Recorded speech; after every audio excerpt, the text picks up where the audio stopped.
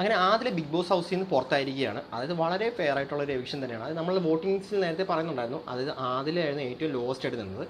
ആദിൽ തന്നെയാണ് മിഡ് വീക്കിൽ ഇത് പോയിരിക്കുന്നത്. അത് വളരെ നല്ലൊരു ഫെയർ എവിക്ഷൻ തന്നെയാണ്.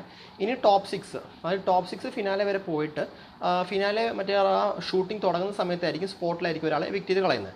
അത് നമ്മുടെ റോബിൻ്റെ ഒക്കെ സീസണിൽ ചെയ്ത പോലെ തന്നെയാണ് ചെയ്യുന്നത്. റോബിൻ്റെ സീസണിൽ ടോപ്പ് 6 ആയിരുന്നു. അതിനുശേഷം മറ്റേ ഈ ഷൂട്ടിംഗ് തുടങ്ങിയപ്പോഴാണ് ഒരാളെ പുറത്താക്കിയത്. അങ്ങനെയാണ് ടോപ്പ് 5 എടുത്തത് റോബിൻ്റെ ഒക്കെ സീസണിൽ.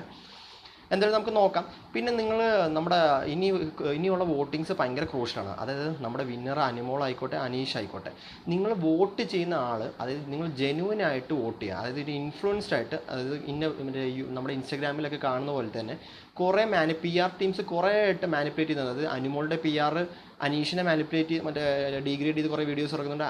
അനീഷിൻ്റെ PR അനിമോളിനെ ഡീഗ്രേഡ് ചെയ്ത് കുറേ വീഡിയോസ് ഇറക്കുന്നുണ്ട്. അതൊക്കെ നിങ്ങൾ നോക്കിയിട്ട്, അതായത് ഓരോരുത്തരുടെയും ഇതാണ്, അതായത് അവർ ചെയ്തു കൂട്ടിയ കാര്യങ്ങളാണ് കാണിക്കുന്നത്. അതൊക്കെ അനലൈസ് ചെയ്തിട്ട് നിങ്ങൾ തീരുമാനിക്കണം. നിങ്ങൾ തീരുമാനിക്കണം അതായത് ആർക്ക് വോട്ട് കൊടുക്കണം. അതായത് ഇത് വോട്ട് കൊടുക്കുന്നത് നിങ്ങൾ അർഹിക്കുന്ന ഒരാൾക്കാണോ വോട്ട് കൊടുക്കുന്നത് ചിന്തിക്കുക. എന്തായാലും ഞാൻ പക്ഷെ പറയുകയാണെങ്കിൽ ഇപ്പോഴും ആ വീട്ടിൽ വന്ന് റീഎൻട്രി ആയിട്ട് വന്ന എല്ലാവർക്കും അനീഷ് ജയിക്കണമെന്ന് തന്നെ ആഗ്രഹം.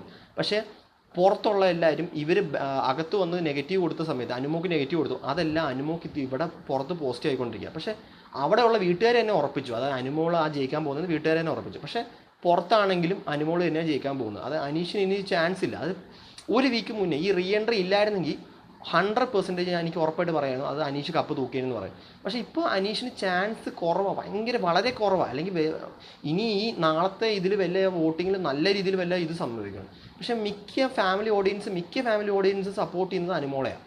അതായത് അനുമോൾ മോശമാണെന്നോ അങ്ങനെയല്ല പറഞ്ഞത്. അത് ഇത്രയും നാൾ വോട്ടിങ്ങിൽ അനീഷായിരുന്നു ലീഡ് ചെയ്തുകൊണ്ടിരുന്നത്. ഈ ഒരാഴ്ച ഇത്രയും നെഗറ്റീവ്, അതായത് ഇത്രയും പേര് വന്ന് റീഎൻട്രി കൊടുത്ത് നെഗറ്റീവ് കൊടുത്തുകൊണ്ടാണ് അനുമോൾക്കെതിരെ സംസാരിച്ചു.